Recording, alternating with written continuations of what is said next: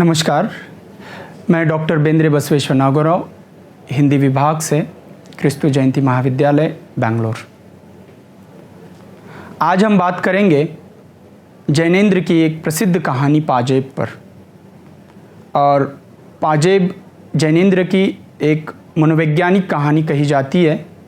इस कहानी के जो प्रमुख पात्र है, जिसमें पहला मुन्नी, दूसरा पात्र आशुतोष, तीसरी बुआ, चौथा बंसी, पांचवा छुन्नू, छठा हेमंत और सातवां रुकमन।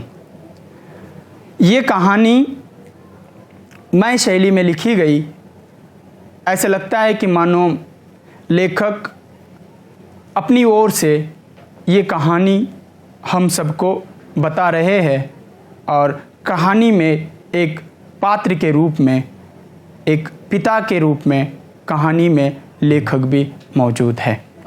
ये कहानी, इस कहानी की कथावस्तु शुरू होती है एक तथाकथित चोरी के प्रसंग से, जहाँ पे शुरुआत में पाजेब यानी पायल, और पाजेब पहनने का जैसे सभी स्त्रियों को या बालिकाओं को पसंद होता है, वैसे इस कहानी की जो एक पात्र है, छोटी बच्ची मुन्नी, जो 4 साल की थी, उसने देखा कि अपने आसपास की स्त्रियां पाजेब पहन रही है, तो उसने भी सोचा कि क्यों ना वो भी पाजेब पहने। और वह अपने माता पिता से पाजेब के लिए जिद करने लगी। उतने में ही उसकी बुआ आती है और वह आते ही मुन्नी से कहती है कि दूसरे समय या दूसरी बार मैं जब आऊँगी तो तुम्हें ज़रूर पाजेब दिलाऊंगी। अब वो पाजेब उसकी बुआ दूसरी बार आते समय लाती है और मुन्नी को पहनाती है, और मुन्नी वो पाजेब पहनकर इतराती है, घूमती है, नाचती है। उसका भाई आशुतोष, जिसकी उम्र 8 साल, वो भी अपने बहन को लेकर गली में और अपने मोहल्ले में घुमाता है और उसको भी अच्छा लगता है। और इस कहानी में होता यह है कि जिस दिन पायल आई घर में और मुन्नी पहनी और दिन भर घूमती है और उसके बाद उसको रख दिया जाता है, तब उसकी माँ को पता चलता है कि पायल तो एक है ही नहीं, एक पायल कहीं खो चुका है या कहीं उसकी चोरी हो चुकी है। अब इस घटना पर उसके बाद उसकी माँ जो है ये बात पिता से कहती है, उसके मुन्नी के यानी लेखक से कहती है, और वो समझाते हैं कि होगा कहीं वहीं पे, एक बार ढूंढो, मिल जाएगा देखने पर। लेकिन वो देखती है वहाँ पे घर में उसको कहीं पायल नहीं मिलता। फिर सबसे पहले शंका की जाती है उस घर के नौकर पर, बंसी पर, और बंसी को पूछने के लिए लेखक कहते हैं। फिर उसको, उसकी जो पत्नी है, उनको भी लगता है कि शायद बंसी ने वो चुराया होगा, और उनसे पूछा जाता है बंसी से, लेकिन बंसी उससे साफ इनकार कर देता है। और बंसी के इनकार करने पर फिर वो जब पति के पास आती है तो पति को लगता है कि और पूछो और कौन कौन था, या उसमें से कोई बच्चे ने चुराया होगा। उसके बाद यहाँ से बात शुरू होती है। तो आशुतोष से सबसे पहले पूछा जाता है कि क्या तुमने पायल चुराई? वो साफ इनकार कर देता है, और उसके साफ इनकार के बावजूद भी उसके उत्तर से माँ बाप खुश नहीं होते। उनको लगता है कि कहीं ना कहीं ये बच्चा जो है झूठ बोल रहा है, और उसने, और योगायोग से उसी दिन आशुतोष एक पतंग और धागा खरीदता है, उसको पतंग खेलना होता है। तो उनको लग सकता है या उनको लगता है कि कहानी में शायद आशुतोष ने ही वो पायल, पाजेब चुराया होगा और उसी के पैसों से अभी ये पतंग लाकर खेल रहा है। और आशुतोष पे ये संशय किया जाता है। फिर माँ बड़े प्यार से पूछती है, तब आशुतोष इनकार कर देता है। और छोटा सा 8 साल का बच्चा नाराज़ होकर किसी कोने में खड़ा रहता है। फिर उसके पिताजी फिर उसको पूछते हैं। पहली बार पिता के पूछने पर भी वो कहता है कि नहीं, मैंने नहीं लिया। और फिर पिता ही उसको जब डांट कर पूछते हैं तो तुमने लिया है ना, वो कहता है हाँ। फिर उसका जो ना जो है वो पिताजी के डर के चलते वो हाँ में बदल जाता है और वो स्वीकार करता है कि उसने पाजेब चुराया। और फिर उसको पूछा जाता है तो पाजेब कहाँ है बताओ, फिर वो बताता नहीं है। फिर उसको और डरा धमका के पूछा जाता है, वो बता देता है कि उसने छुन्नू को दिया, जो छुन्नू उसका दोस्त है उसी की उम्र का। फिर चुन्नू को बुलाया गया, छुन्नू ने चोरी से साफ इनकार किया। वह कहता है कि मुझे तो आशुतोष ने नहीं दिया, ना ही मैंने लिया।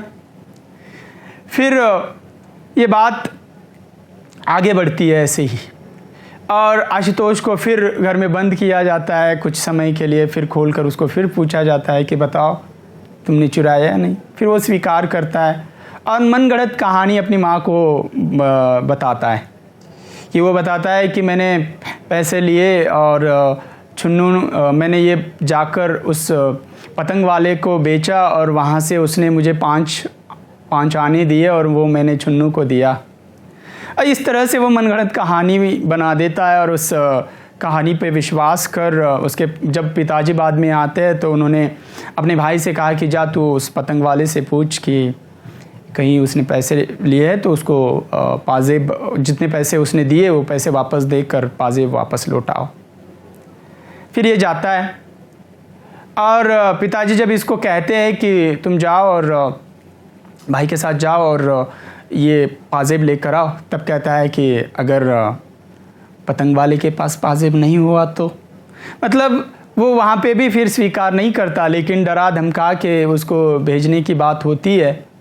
और उतने में ही देखा जाता है कि जब उतने में ही उसकी जो बुआ है वो घर आती है और घर आकर वो देखती है अपने बैग को, जब चेक करती है तो वो देखती है तो उसमें उसको पायल वो मिल जाता है। और पायल मिल गया, लेकिन उससे पहले उसके पिता ने आशुतोष और उसके भाई को उस पतंग वाले के पास भेज दिया। अब ये कहानी कि जो सामान्य ये जो कथावस्तु है ये सामान्य लग सकती है, लेकिन इसके पीछे जो आशुतोष का बाल मनोविज्ञान है ये इस कहानी की सबसे महत्वपूर्ण चीज़ है। इस कहानी में एक बालक जो अपनी बात सच होने पर भी वह बता नहीं पाता। दूसरी बात ये कि जब उसको प्यार से पूछा गया तो उसने ना कहा, लेकिन उसको जब डरा धमका के तूने किया है ना, तूने ही चोरी की, तो तब वो अपने आप उस बात को मान लेता है। यानी बाल मनोविज्ञान डर के चलते वो मान बैठता है। और इस प्रकार हमने देखा कि आशुतोष का जो बालक मन है वह डर के चलते इस चोरी के आरोप को स्वीकारता है, लेकिन वो ये स्वीकार नहीं करता कि वो चीज़ जो है या वो पाजेब जो है उसके दोस्त के पास है, उसके पतंग वाले के पास है। इसे वो कभी कभी इनकार करता है। अब ये बच्चों का बाल मनोविज्ञान है जो प्यार से समझाने पर शायद अपनी बात समझ जाए, लेकिन डरा धमका के हम बच्चों से कुछ करवा नहीं सकते। ये एक बाल मनोविज्ञान का यह जो तथ्य है इस प्रस्तुत कहानी में लेखक ने बड़े सहज ढंग से उद्घाटित किया। आगे हम देखेंगे कि इस कहानी की जो 3 प्रमुख घटनाएं, एक तो तथाकथित चोरी का प्रसंग, दूसरा आशुतोष का चोरी के आरोप से इनकार करना, बाद में डराने धमकाने पर उसका स्वीकार करना, ये 3 घटनाएं इस कहानी में हुई। और इन्हीं 3 घटनाओं के आधार पर अगर हम देखें आगे तो इस कहानी की कुछ विशेषताएं हैं। पहली विशेषता तो इसमें बाल मनोविज्ञान को बड़े वास्तविक तरीके से या उसका एक गहरा चित्रण इसमें किया गया है। दूसरा, हम जो मध्य वर्ग है उसमें भौतिक वस्तुओं के प्रति किस प्रकार का आकर्षण है उसको भी हम देखते हैं, और उसका आकर्षण के चलते किस तरीके के घटनाएं उपस्थित हुई उसको भी हम देख सकते हैं। तीसरी विशेषता हम कह सकते हैं कि पिता के भय का चित्रण इसमें किया गया है। बालकों के मन पर किस प्रकार भय का परिणाम होता है और जिसने गलती नहीं की वो भी किस प्रकार गलती को स्वीकार करता है, इस बात का भी चित्रण इसमें किया गया है। इसकी जो अंतिम जो चौथी विशेषता है वही कि भय के कारण उत्पन्न स्थिति। ऐसे बालक जब किसी बात से डर जाते हैं तो इस भय के कारण उनके जो मन की स्थिति होती है वो ना बता सकते हैं, ना उसको कोई समझ सकता है। उसने हाँ कह दिया, लेकिन वो डर से हाँ कहा या असल में वो बात सच थी, ये कि वो कोई नहीं जान पाया। तो बालकों के मनोविज्ञान को समझना काफ़ी महत्वपूर्ण होता है, और इसी आधार पर हम कह सकते हैं कि ये एक बाल मनोविज्ञान पर एक बहुत ही बाल मनोविज्ञान को बहुत ही गहरे ढंग से, या बाल मनोविज्ञान का जो वास्तविक चित्रण इस कहानी में हुआ है, और यही इस कहानी की विशेषता है। धन्यवाद।